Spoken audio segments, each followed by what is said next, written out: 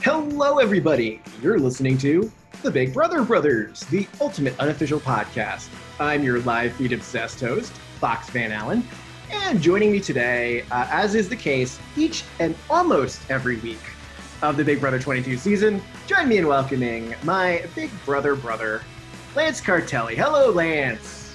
Hey, Fox. Welcome back. Thanks. It's good to be back. Missed you guys. I missed you. And I missed you as well, Lance. Yeah, last week we had a great episode talking with Alex Willette from Big Brother Over the Top. If you haven't listened to that, go ahead and take a listen, Lance. You'll love it. I'm on Only a little bit of talking about you behind your back. Nothing to worry about. Oh, great. Well, now I definitely want to listen. Well, it's pretty much the only thing I could say to you to make you actually listen to it, I think. That's true. That's my big brain strategy there. Okay, so we've got a lot to talk about, Lance. We have not talked Big Brother in way too long, and we got a lot to cover here. We're going to talk about last week, the Enzo HOH week, all the mess, all the drama that went on in a week where the end result was predetermined from the very beginning. Very entertaining. And we're also going to discuss, of course, we're going to discuss the future of Christmas's HOH. We know the noms. We know some of the secret powers that Julie teased. We'll talk about that in a spoiler section. And of course, we are going to talk about the biggest event that changed the game last week that you will never see on television. And we're going to do all that today. And we're going to start right now. Lance, before we get into too much of the wild of the future, let's talk about Kaysar, because there was, short of winning the veto, absolutely nothing this guy could do to stay. But at least I am so glad that he is there. He, despite what Dani says, total class act, went out in a fantastic moment. I can't say enough wonderful things about Kaysar. I'm glad he was there. Thank you for your sacrifice. Thank you for dealing with all those people who just don't understand what a fantastic person you are, Kaysar. Yeah, it's sad to see him go. You know, we really wanted him to at least make it to the jury, you know, to not be... For the first time. Yeah, to be ousted that early again and stuff. But, you know, it's just how it goes. But I really just enjoyed the time he was there. He said he wasn't there for the money, so I think it was a successful run for him, even though he didn't make it to the jury. But I'm really glad he was there, and, you know, I'm really glad that he, as the edit would show, he opened up the game a little bit. Yeah, I think there are quite a few people who are going to be very apologetic to him once they leave the house. I think some of them may already realize their mistakes moving forward, or maybe they don't realize it's a mistake until they walk out the door. But I think there's going to be a lot of second guessing at the end of the season once we crown Cody the winner, or Tyler. Maybe it's going to be Tyler or Nicole. Who knows? But we'll look back. My money would be on Tyler right now. We'll look back and we'll say, like, oh, if only they had worked with Janelle, if only they had worked with Kaysar, none of this would have happened. We would have had a fantastic season. And instead, we've got season 16, but instead of Derek, it's Cody. I just think that, I mean, that's the easy way out. It's like the cop-out. It's like anybody who doesn't win is going to be like, oh, if I just worked with them, I would have gone so much further. But so I feel like we're going to hear that, but this is the bed they're going to lie in. Well, it makes sense because this is the season of cop-outs. It's just everybody, any given opportunity is taking the chance to just slink back into the shadows. Kaysar even said it. This is a boring season, and it has been boring so far. And as the interview that is either before this or after this, over the TV Guide article, you know, he's not the only one who thinks that it's a boring season. It is coming after, Lance. We'll just a spoiler alert. I guess this is a great time to tell people. Sadie Jenis from TV Guide, a friend of the pod, right, Lance? Correct. She filled in for me last year when I was under anesthesia, kind of doing the like when the president's under, the vice president takes over. You're the vice president. I guess that makes Sadie the Speaker of the House. But anyway, it was such a promising week. It was the Cliff HOH week where he kind of turned tail and did not actually follow through on taking out any of the big threats. But it had so much promise. Anyway, she wrote a fantastic article that You went missed out viral. on a huge conversation about racism. Yes. Yeah. Yeah. Go ahead, Fox. Yeah. So she wrote an article that kind of went viral this particular week. Basically, it's why Big Brother All Stars is such a big disappointment. It really hit on a lot of the things fans were saying. No one likes the jealousy. No one wants to see people make safe moves. They want to see big moves. And plus, there's plenty of problems with some of the casting. She is not a big fan of David and David's game, but it's hard to be a fan of David's game at this point. So that's kind of understandable. Anyway, I and her, we sat down. We sat down and discussed her article. And you're gonna hear that in a little bit later this weekend as a special bonus episode. So stay tuned for that. I know you're gonna be listening to that one too, right, Lance? Of course. Definitely talked about you behind your back in that one as well. So perfect. She's right though. David has been awful. We've hit on that a lot through our few episodes this season. But Christmas has been really bad too. And Christmas winning HOH, not to get too far ahead of ourselves, Christmas winning HOH is just a disaster. Well, yes, we will talk about that in a little bit. My unpopular opinion is that I actually don't mind Christmas. I like her so much better this season than I liked her first season. She is not perfect, but I don't mind Christmas. Anyway, I want to, before we get into the next week, let's talk a little bit about this week, because there is an awful lot of drama that happens this week, in a week where Kaysar's fate is largely sealed.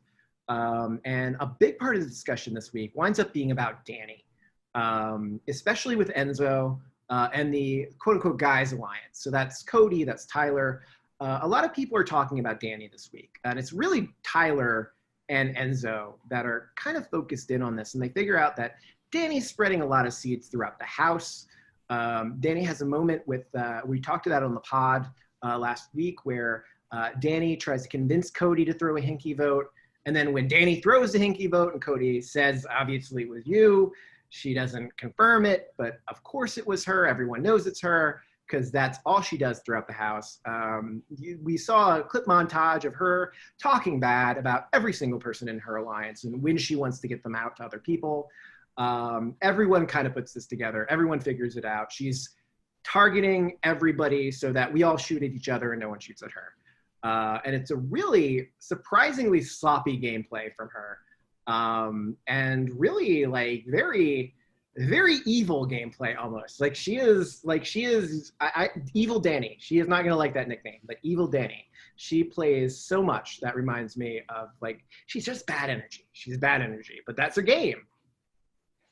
Yeah, it's been fun to watch her, but this past week has just been so sloppy. Like you said, the vote that everyone knows it was her, and then going around and just planting seeds, and everyone's onto it. She's not fooling anybody. So it's a really fun thing to do when you're sneaky and no one knows you're doing it. But when it's that obvious and just puts a huge target on yourself, it's just bad gameplay.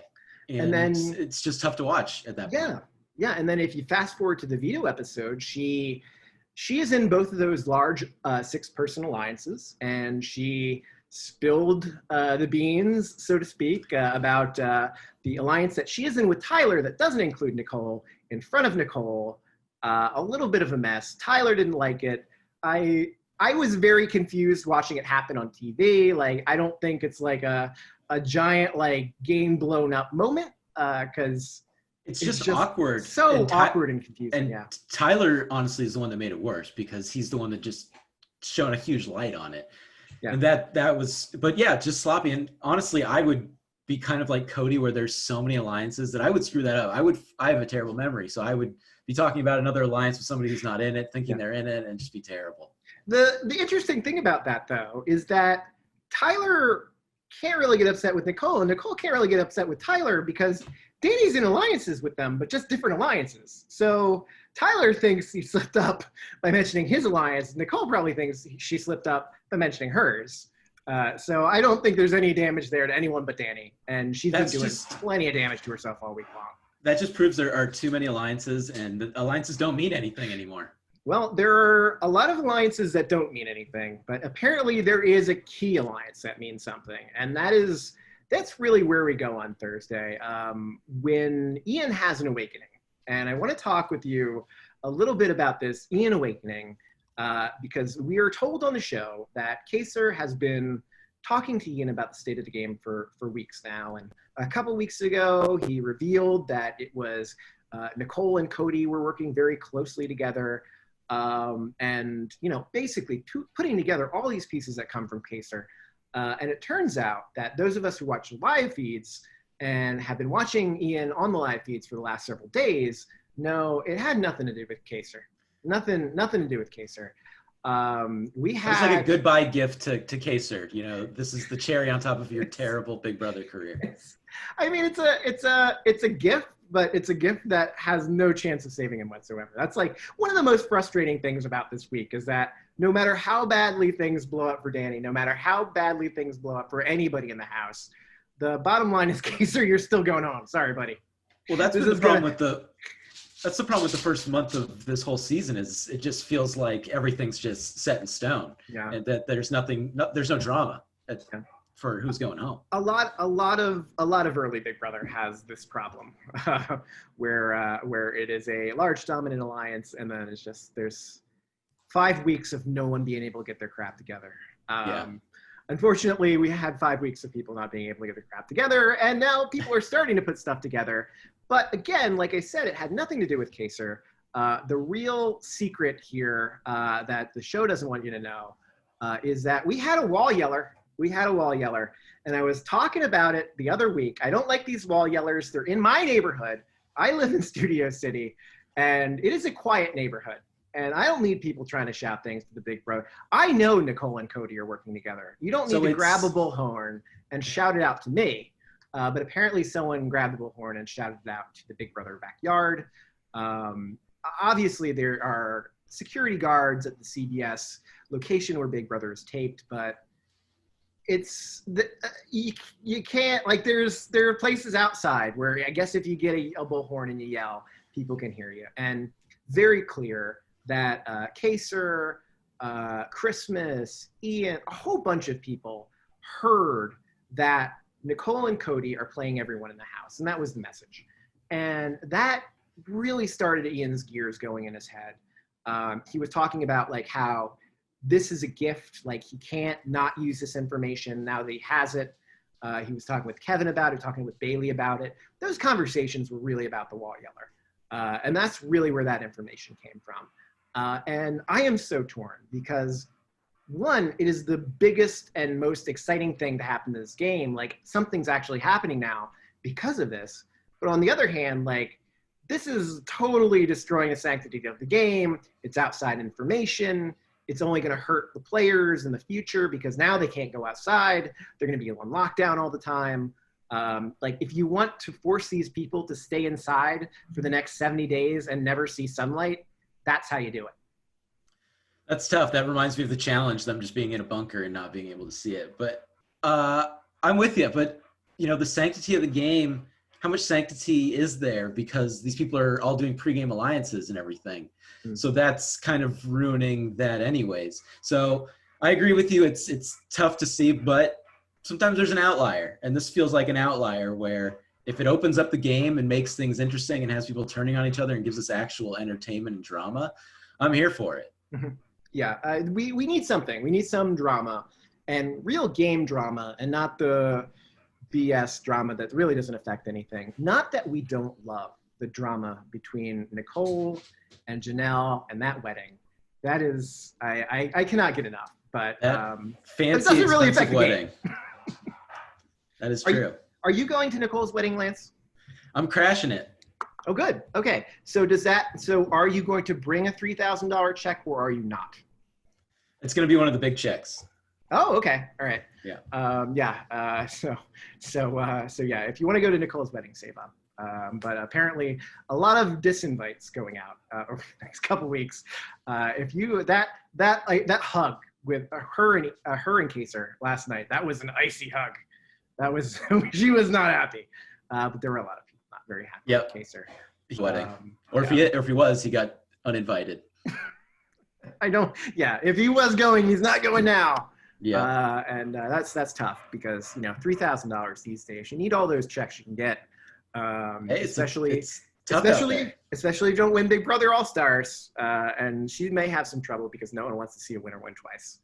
That's right. Which yeah. is bad news for Ian as well, who I just find so fat. Like with Kaysar gone, he's the most fascinating person left in the house, and he's obviously smart. And he realized his game plan of laying low just wasn't going to work.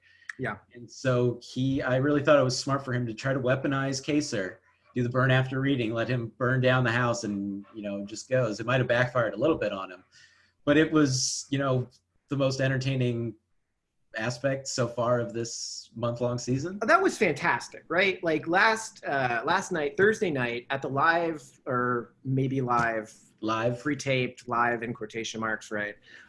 Eviction that we had last night. That was the best. That was like the best moment. Like that. There are so few events in Big Brother this season that give you hope for the future, and that was just fantastic. Blowing up everybody's game on a way out.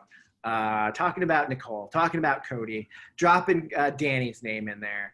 And it was so great watching each and every one of that, like Cody and Nicole and Dani, like go into that diary room to vote. And they are just so upset. And it's just, you could tell, like the best part was they were shouting out their loved ones, but just so angry and stuff. It's like, oh, happy birthday. Yeah. It is, but it was fun. You want to call Kaysar classless. I mean, that's just it's Dani. Dani's the one who looks terrible here because it's nothing but the truth. It's nothing but the truth. There's nothing disrespectful about that. I don't think it's classless, and it's a little old school Big Brother too. It's fun. It was a little like Dr. Will in him and stuff where he kind of says he almost says, I hate all of you. Like he says everyone's game kind of sucks. It's a total Dr. Will move and everything. You just kind of wish he played like that the whole season. He was just too nice, and he played really hard in the beginning, and then it was just tough. Well, I'm really glad to see that Ian and him were at some point able to come together, and it looks like Kaysar and Ian have, while not really working together in the game, there seems to be like some kind of bond there between them. And Kaysar is very willing to try to shake up the house, try to do something for Ian, try to do something for Bailey, try to do something for the people who presumably would have worked with him had things been different, but things weren't different. He seems to have a pretty big effect on his way out the door. Things are definitely shaken up. There is a lot of questions that he has thrown in there. You'll love to see it. Yeah, it just makes the game more fun. Like I'm now more interested in what's going to happen this next week than I have been in a while. These past 2 weeks it's been really tough because you love Janelle and Kaysar, and two, they're going home. So where's the drama? Where's anything interesting other than, a couple of hijinks and, what's the punishment going to be? And that's not that entertaining. Right. So the fun thing about the Kaysar blowing up the house moment is that it really pays dividends almost immediately because all sorts of lines wind up being drawn in the next HOH competition that we saw happen live. It's probably the most interesting HOH competition all season long because people they planned it perfectly. Taking shots at each other. I want to talk with you about it, Lance, and we're going to talk about it right after this.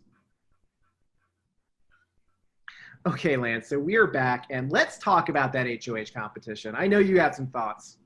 Yeah, it was perfect timing where Kaysar blows up the house a little bit, and then you kind of have to draw lines in the sand with who you're working with, who you're working against. And it's so quick and live and on the spot that, a lot of people could kind of blame it on, I wasn't really thinking, but that's such a cop-out. Like, the smart players know what they're doing. So it's just, you kind of want to see these kind of things earlier in the game where it sets up, parts of the house versus parts of the house instead of having house targets. Yeah. I'm a little torn because these kind of knockout competitions do tend to favor people who are in very good positions in the house. Right. That's why Christmas won. Christmas won because no one targeted her. She barely played. Tyler almost won because no one was worried about Tyler winning HOH. And that's kind of the beauty here. Like, you can really see, like, who's being picked, who's not being picked, who's picking who. there's so much here. There's so much here. Great stuff to unpack. So I went back and I rewatched the episode, and I got all the pairings here, and I want to talk about. I just want to go down the list because there's so much great information here in the list. So we start with Kevin and Ian. Kevin and Ian is our first one. That's a random draw. And we had expected Ian all week long to seriously gun for this HOH. He was trying to talk Cody into throwing. He was trying to talk Nicole into throwing it. He was making plans of what to do with Kevin and Bailey. And then he comes up there, and on a mental competition, he goes out immediately. He just, and there's a lot of speculation that he threw it. What do you think, Lance? Do you think he threw it? I think you have to assume that he did. Someone that smart to do that. I know, you could screw it up. It could just be like a mental thing. Those things are quick and you're trying to beat somebody. But for someone who is, his intelligence is kind of like revered in that house, I think he definitely threw it at that point. Yeah. I was playing along. It's one of those rare HOHs where you can actually play along a little bit. But I was, for the most part, I was getting the right answer, and I was getting them before other people would buzz in. But there was one, and I forget which one it was, where like I just said to myself, "Oh, it's less," but it was actually exactly, or I was off by one. And had I been there, I probably would have hit the wrong button like Ian, and messed myself up. It's different when the pressure's on. Yeah.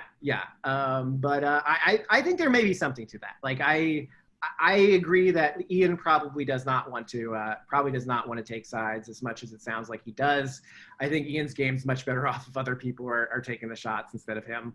I think talk a little bit more about Ian's motivations when we go into the spoilers, but yeah, I think if he wasn't throwing it, he would have at least advanced a couple more. But since he did throw it, he didn't want to say anybody's name. And if you win one and then lose the next one, you're still picking some people. So I definitely think he threw it at that point. Because if he does win that first competition, he's got to come up with two names immediately, and it's Kevin. Kevin has to do it, and Kevin gives us like one of his like, "Oh no, I don't know what to do, Julie," and then Julie says, "No, seriously." He's like, "Okay, Cody and Nicole." Yeah.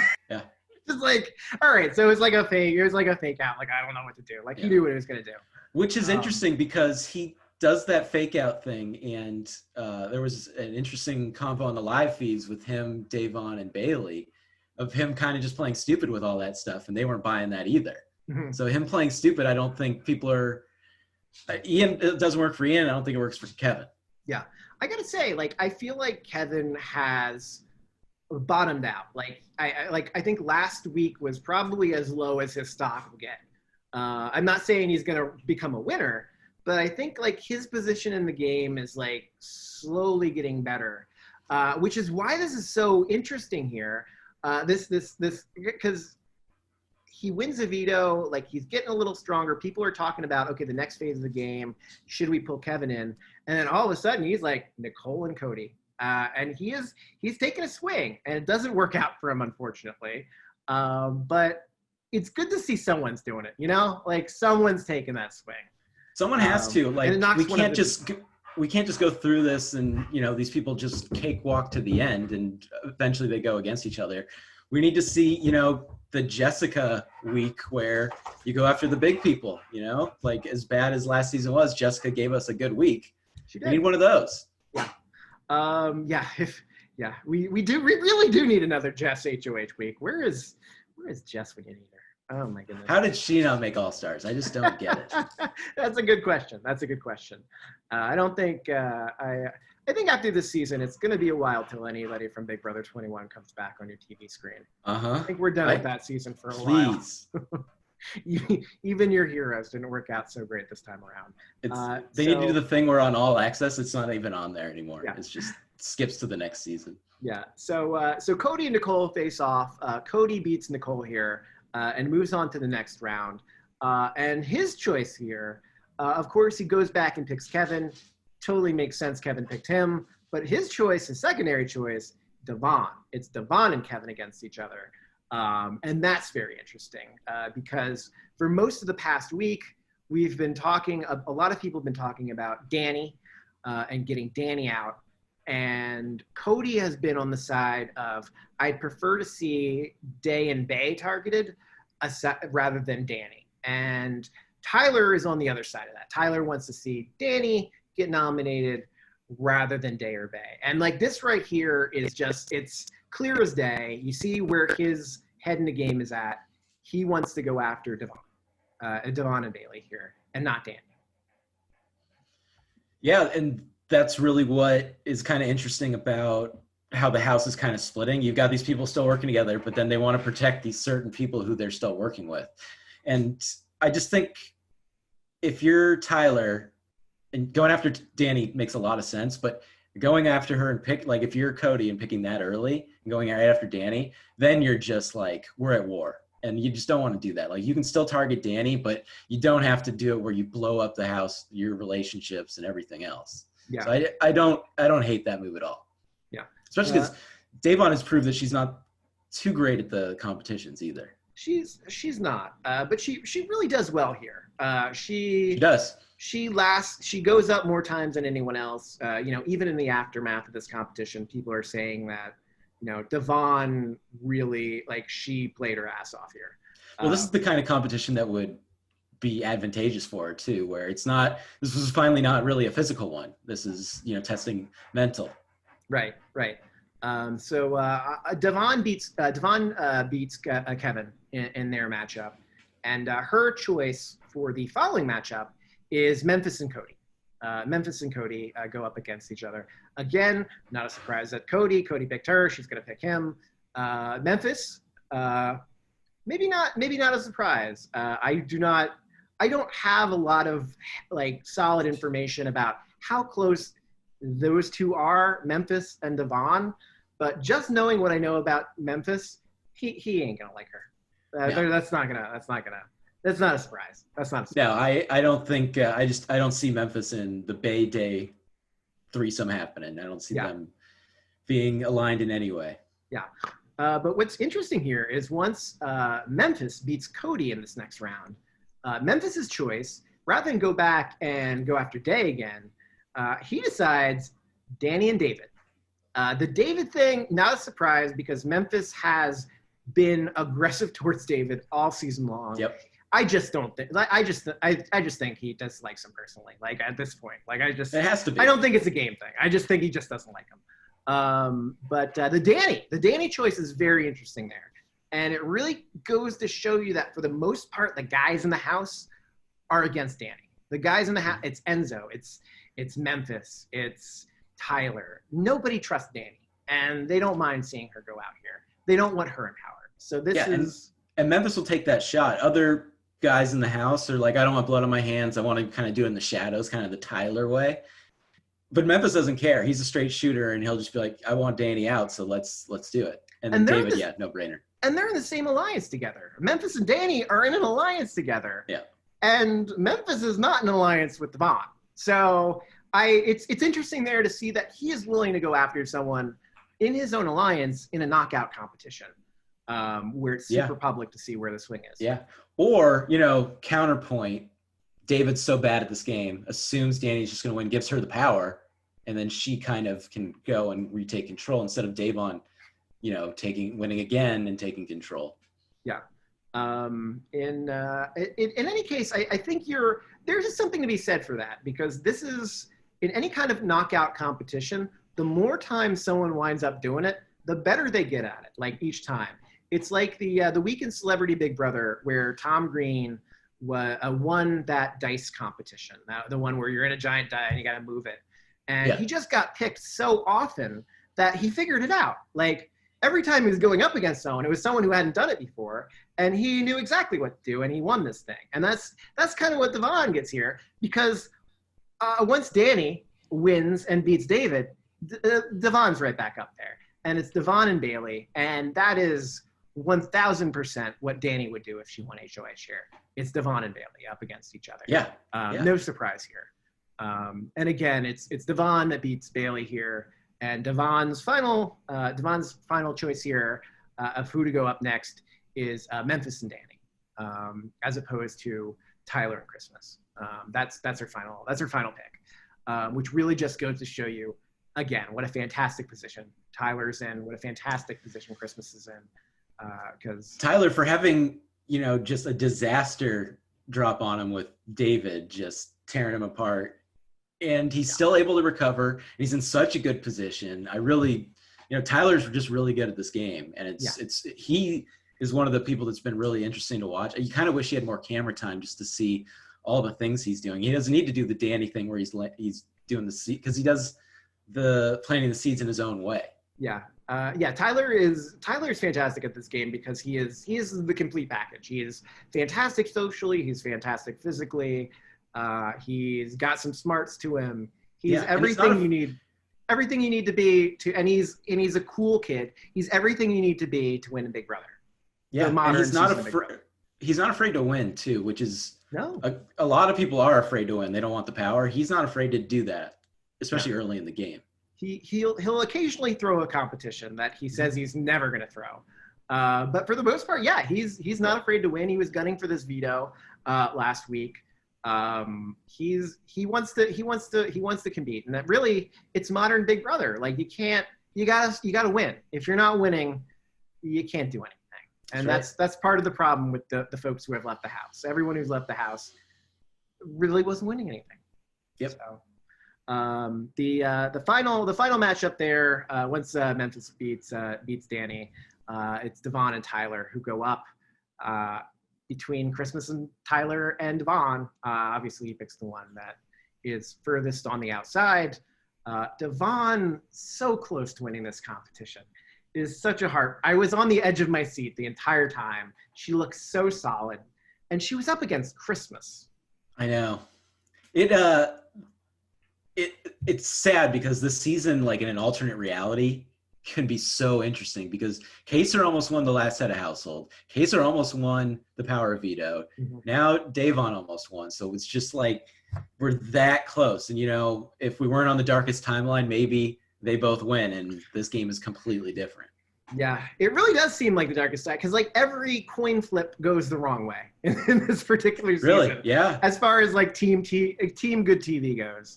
It always seems to favor the status quo and the boring people and the people who are already running things. I think we're like the tier above the darkest timeline because I think the Yeller, if that doesn't happen, we might be on the darkest timeline. So the Yeller kind of lifts us up a little bit. Thank you, person who ruined the sanctity of the game. Thank you. I got to ask, has anybody asked if it's you? You said it's your city. No. First of all, no one has asked if it's me. I deny that it is me. No, it's not me. All right, you got an alibi and everything. I'm just making sure, No, it was. I believe it was a woman. I believe it was a woman, and not a gentleman. Got it. Which is myself. So I would never ruin the sanctity of the game. If that Yeller is listening, come on the pod. We'll track them down. We'll track them down. We'll see. We'll do some research. And has Reddit figured it out yet? I'm sure Reddit already knows who it is. I think there are some suspects out there. I could pull out a Twitter handle of the suspect. So, interesting. Okay. So, yeah, interesting indeed, right? All right. But no, definitely not me. Definitely not me. As I maintain my story that I do not want to be kept up at night by people yelling in my backyard. So. Do you have a backyard? Perhaps a backyard in the sense that the Big Brother house has a backyard, which is sort of which is just next to Man with a Plan. Yeah, if you like real grass, you're going to be disappointed in either of our backyards. So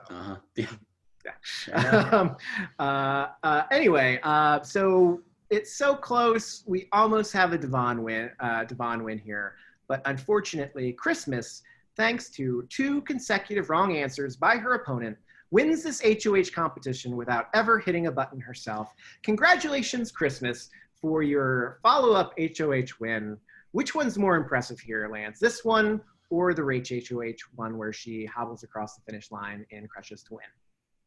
I would say the latter, hobbling around when you're hurt. That's tough. Yeah. So, I mean, her name's Christmas. She got a gift. It works.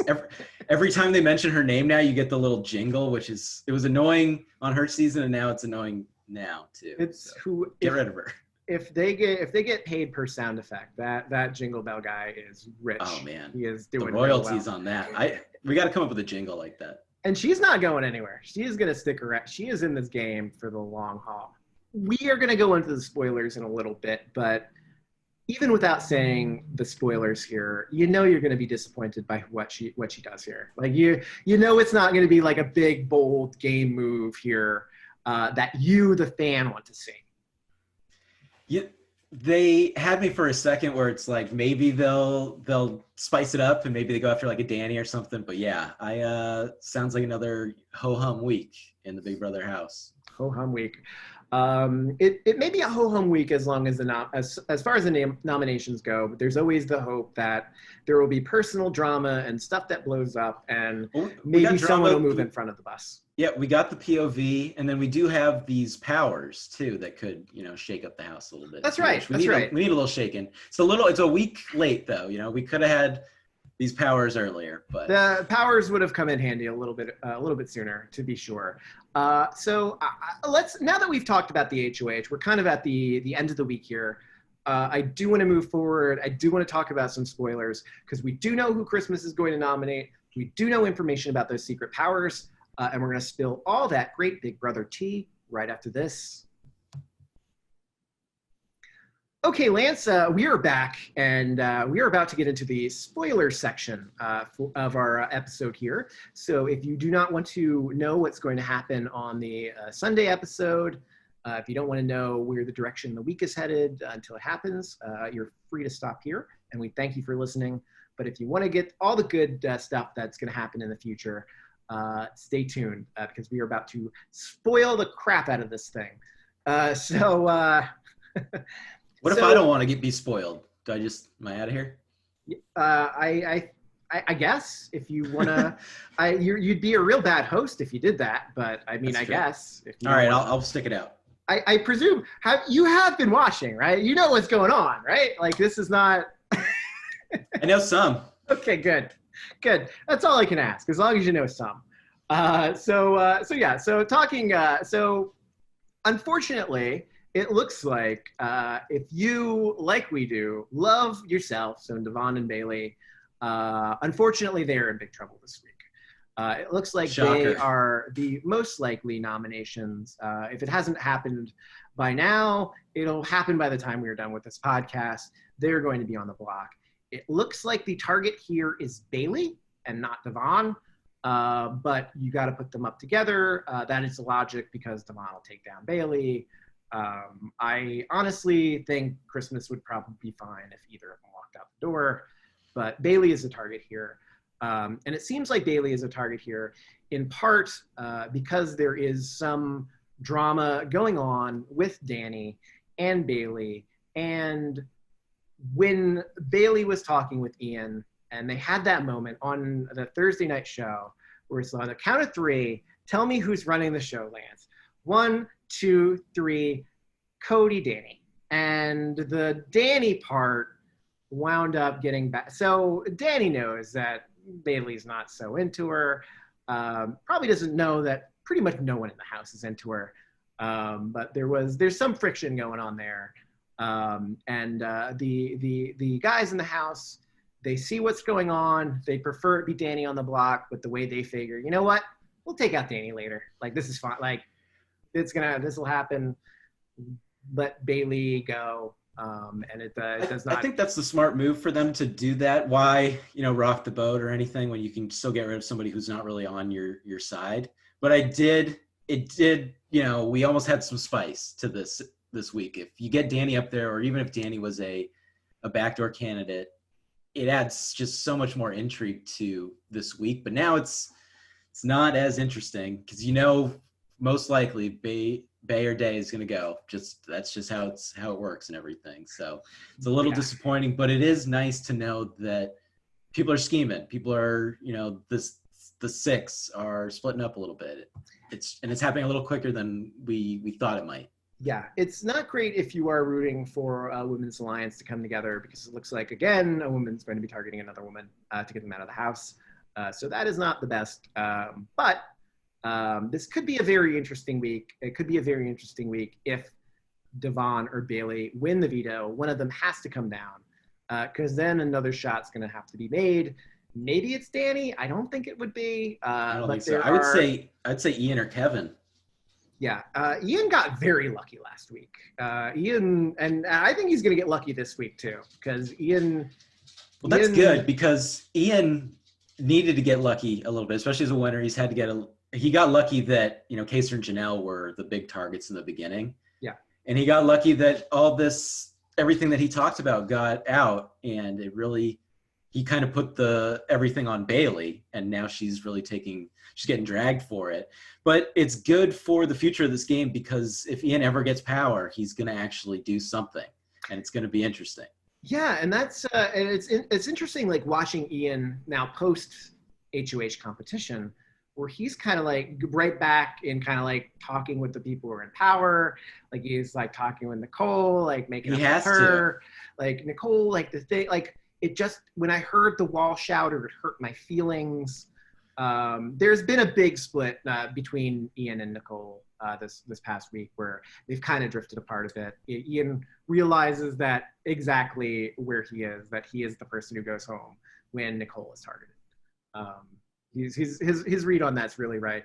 And if Enzo and Tyler spent a lot of time this week talking about expiration dates in the game, Ian very correctly read that his expiration date is week 4, week 5.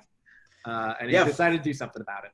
It's been interesting for somebody who reads the game so well. He still has that social awkwardness, and his conversation with Enzo, where he did a smart thing where Enzo keeps talking about people. No one talks game with him. It's like, okay, maybe let's talk game, but he just says the wrong thing awkwardly, and it kind of just puts him back into his mind, back on his radar and everything. Yeah. So that was it's tough to see that. And then if you're just trying, like, it's kind of maddening Enzo wise, because it's like you can't complain about people not talking game with you, and then you freak out when someone actually talks game to you. He doesn't like it when you don't talk game. He doesn't like it when you do. There's no winning, yo. Nah. That's it, yo. Done. There's no winning with the meow meow. Or as he's called on CBS occasionally, the meow. Yeah. It's whoops. Anyway. So that's not great. We want to see Devon. I want to see Devon especially do well here. If I had to pick, I'd much rather Devon survive, and it seems like it really would have been fun if her and Kaysar teamed up, but it just didn't work out that way. Mm-hmm. But if Ian and Devon can kind of make something happen, if Ian can just kind of do anything, and I feel like Devon's a perfect partner for somebody just trying to make waves in the house. She might not win. Yeah. But she's at least going to try to do something in the house. Yeah. We're kind of getting in that phase of the game where, despite there not being two sides of the house, there definitely are. And I've been trying to figure it out. And I've been trying to like diagram this thing, and it's like a mess. Look at this thing. Wow. Like it's like the flow chart. Everybody's all over the place, but I'll direct your attention to the lower right-hand corner here, because we've got Devon, we got Bailey, we've got Kevin, and we got David, and they're all alone on an island. There are all sorts of connections between the other people, but we've got 4 people who are just really kind of stranded on their own island, and it's not great. For a number of reasons. First of all, I love Devon, love Bailey. David's also there. The problem with that 4 is 3 of them are just awful at the game. Devon is good at the game, but she just gets herself in bad positions. And this is what we talked about earlier episodes, and people on the show have talked about it. Kaysar talked about it. They waited too long, and now they're the floater 4 who suck, and they're just the easy ones to pick off. Yeah. Also, not great to notice that those are the folks who are people of color. Yeah, those are the 4, and they are the 4 that are currently on the bottom, and that's it's like 21 all over again. Yeah. Anyway, not saying that anyone in the house is being intentionally racist. Just saying that's where it's lining up now. Not looking great. Yeah. It's tough. I mean, we've seen it before, and things aren't changing. Like, guys have won pretty much all the competition. Has a girl won a competition yet? Christmas. Christmas, right. Is the only one who has. She won the safety competition, which is really her. Like, that's a legitimate win. There were quite a few people who weren't really trying to win it, I guess. But that's a legitimate win. The HOH is whatever. So we're getting men winning 85% of the competitions, and we're now getting all the people of color getting kicked out and targeted. It's tough. Yeah. You hate to see it. And unfortunately, the next step, if it's going to look even worse from there, it's like once you lose them, we're going to lose the women. Like the women are going to be the next to go. And then you're just going to wind up with we got Cody and Tyler and Enzo at the end. And maybe Memphis is there too, because no one, I don't think that, can that guy, okay. I want to reset a little bit. I just want to talk about that throwaway segment, Mornings with Memphis. Can you imagine a worse player in the Big Brother house to host a morning TV show? The worst? It right? was so boring. Like, give me Troy and Abbott in the morning way over them, you know? Like, it was so cheesy. One thing I thought was interesting is they might have foreshadowed the Lakers losing, because that was one of the headlines. So I'm a little worried about the Lakers now. But, man, you know, it's nice. I've been wanting more of the stuff to kind of break up the game. You want a lot of game, but you want some of the fun stuff too, to see the personalities. But you don't think of personality in Memphis. So it wasn't great. I gotta say, literally any of the other 15 people would make a better morning host in Memphis. If I was hiring like Keisha in the morning, sure. Devon in the morning, hell yeah. Kevin in the morning, I mean, no, but better than that. Like that's just. What about Nicole? That actually, I feel like she is like messy enough to make that work. Like she'd be a good, like I could see her doing like the 4th hour of a morning show. You know what I mean? Where things get a little bit looser when like the crying hour. Yeah, the crying hour. That's right. The 4th hour is that's where you bring out the wine and you start to cry. I was gonna say you do the I'm blanking on their names now, but yeah, you get the wine for the Today Show and you go at it. Yeah, and wine, both WINE and WHINE, both very appropriate for Nicole. Wine and wine. Particular situation.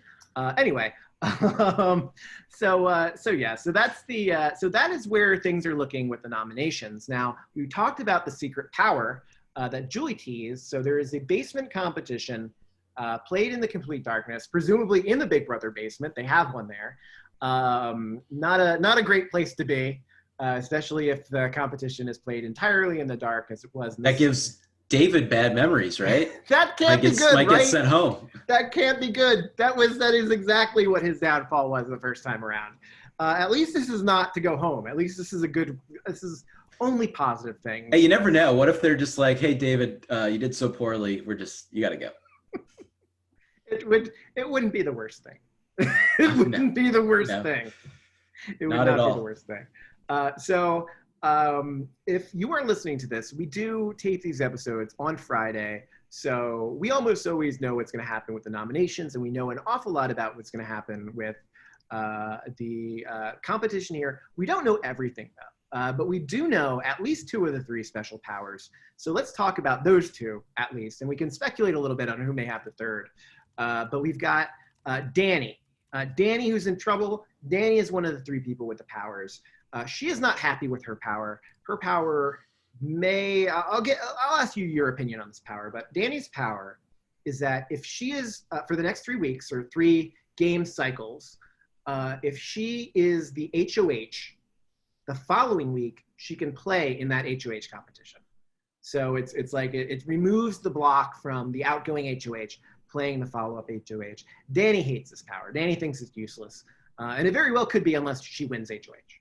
I mean, I hate to say it, a lot of the powers that are won end up being useless in the Big Brother house, but I don't think it's terrible. I mean, it's better than not having a power. Yeah. And you know, her name is being thrown around, so I don't think it's a terrible thing. Yeah. I don't know that she understands exactly how terrible her position in the game is. But this definitely could come in handy if she wins HOH one week. The obvious thing that you're going to be saying is, oh, we got to get her out before she does it again. And then presumably she could play. But it's only 3 weeks. That's a very limited window to actually use this thing. Yeah, and you have to win HOH one of those weeks. So. Right. Yeah, it's not great, but honestly, I'm fine with something that isn't like a massive game-changing power. You know, it's nice to have a power that, you know, doesn't really influence it that much, but it does help somebody out. Yeah. Well, if you want to look into a seriously game-changing power, if we've got one that's almost every time we have multiple powers come out, one is dramatically underpowered, and one tends to be dramatically overpowered. And this is no coup d'etat, but the second power here in the mix is incredibly powerful, and it goes to Christmas. Christmas, our current HOH, won this power. She cannot use it this week just based on what the power is, but here is what Christmas has won. Christmas has won a veto blocker.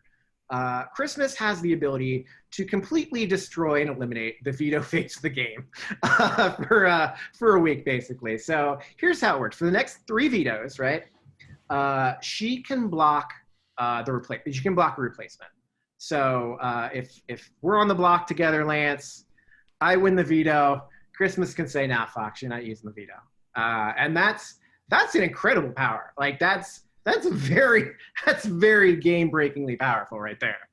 That is a massive power, and it brings me back to my Big Brother 2 days of when it was, these are the 2 nominees and that's it. And yeah, I don't know, as putting my producer hat on, you eliminate this phase that doesn't add entertainment, so it's not that fun. It is a huge, massive power, especially when Christmas is in control of the house, and you can control so much of that, and Christmas side is in control. So yeah, that's an interesting power.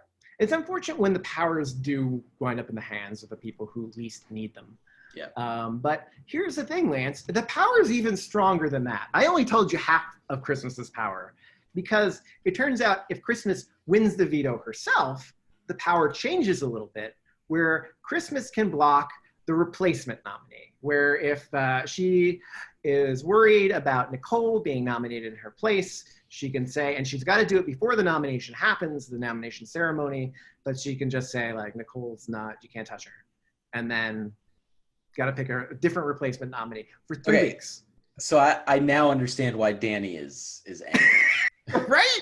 Her power sucks compared to the problem is Christmas has multiple powers. So, instead of just one of those things, she gets both of them. That's terrible. Yeah. Yeah. It's like that old episode of News Radio where the boss gives out presents to everybody and everybody gets something really amazing and expensive and one person gets some tapes. Was not expecting a News Radio. Right? Throwback to if there's one thing I know, it's TV of the mid-1990s. R.I.P. Phil Hartman. Great show. R.I.P. Anyway, yes, it is a great show. All right. So those are the two big powers. There is a third power in the mix. As of this moment, we do not know exactly what it is.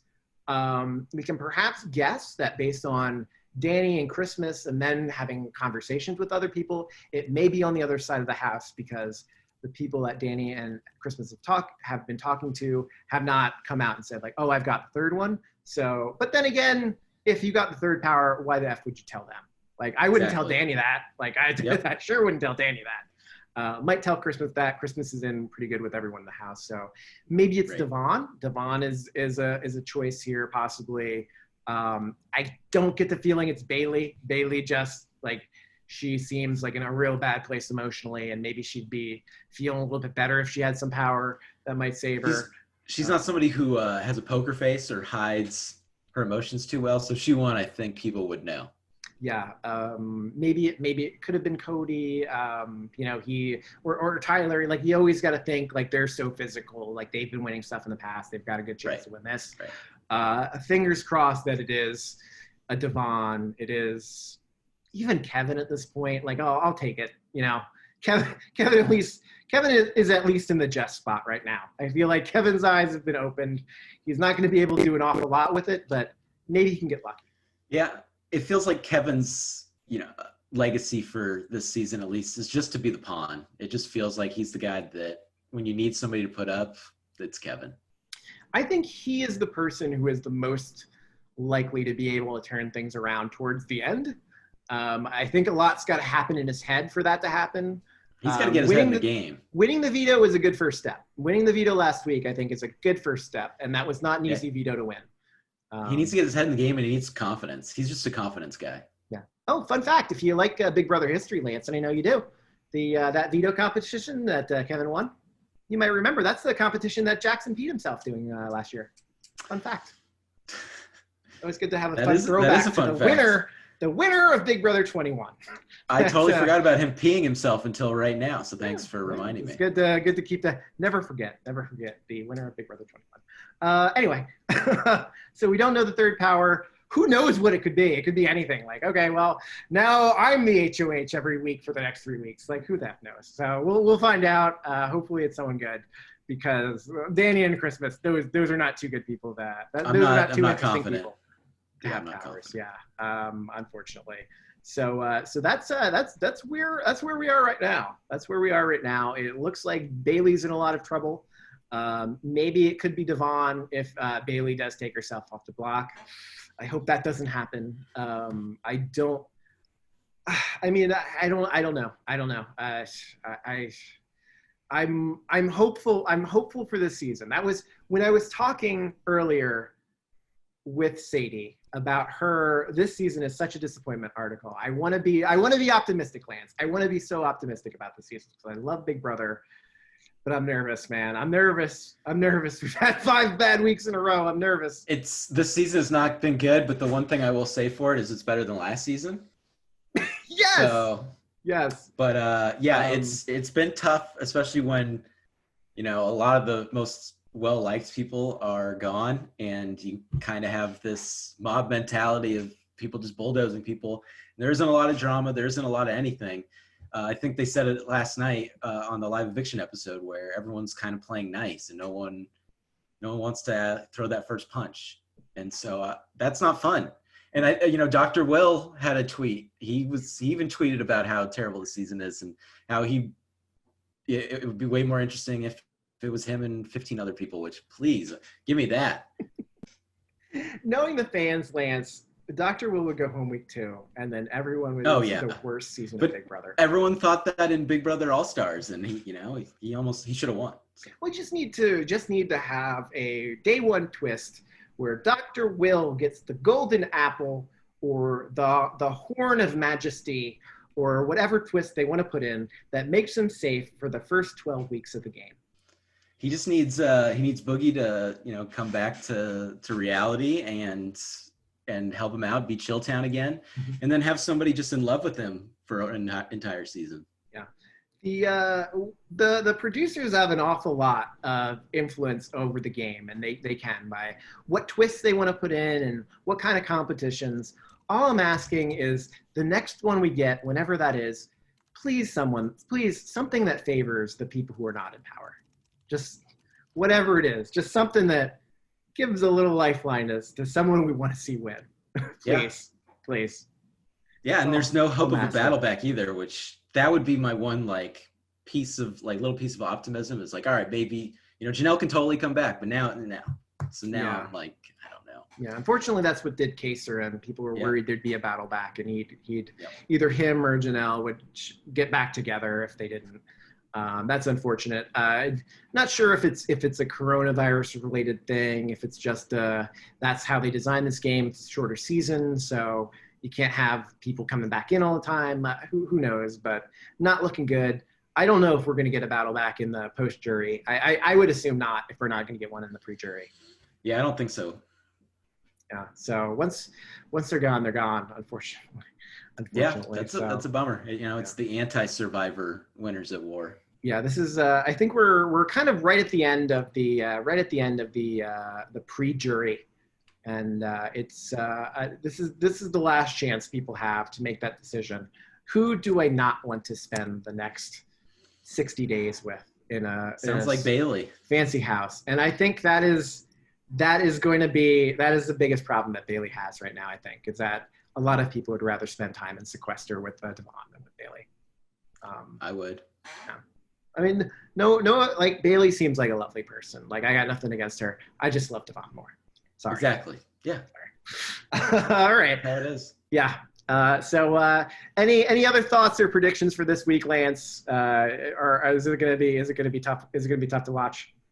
I don't think it's going to be as tough to watch because I do think there's some splintering going on in the house and kind of seeing the house turn on Dani.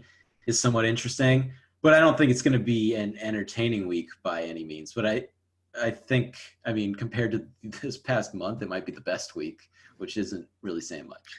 Well, we're holding out all our hope for a veto, just like the last several weeks, but that has not worked out too well for us in the past. But hey, raise the competitions, do something, get that coup d'etat out.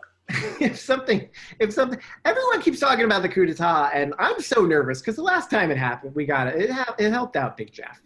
That's the last thing you want to see. I could just see the coup d'etat being introduced, and then Cody wins it.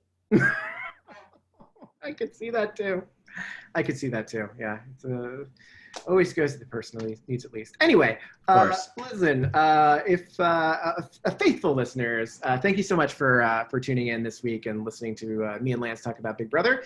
Again, as you heard earlier in this episode, please be on the lookout for our special bonus episode this week with Sadie Jennis from TV Guide, where we talk about why Big Brother is so disappointing this season. More positivity out in the world, Lance. That's what we're all about. So stay tuned for that. And of course, the best way to find that episode when it happens is to subscribe to the Big Brother Brothers, right, Lance? You can do it on, you can do it on Google Podcast. You can do it on Apple Podcast. You can do it on Spotify. You can do it on Stitcher. You can do it on iHeartRadio. You can do it anywhere you find lovely podcasts. You'll find ours.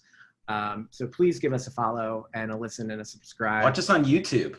And yes, that's a great point. We are on YouTube and we are on Facebook as well. If you like seeing videos and just want to have something in a tab going in the background when you're trying to do some work, we don't mind the extra views at all. So please take a look for us on there. And if you really, really, really like what you hear, please leave us a review on your favorite podcasting app or wherever good reviews are found. If you just want to write us a Yelp review or whatever, that's fine too. Ideally on a podcasting app, but 5 stars. That's right. 5 stars only. 5 stars crew. Okay. Hey, we're going to see all of you back here next week, I hope. Stay tuned for that bonus episode, and we'll see you back here next time, everybody. Bye-bye. Bye.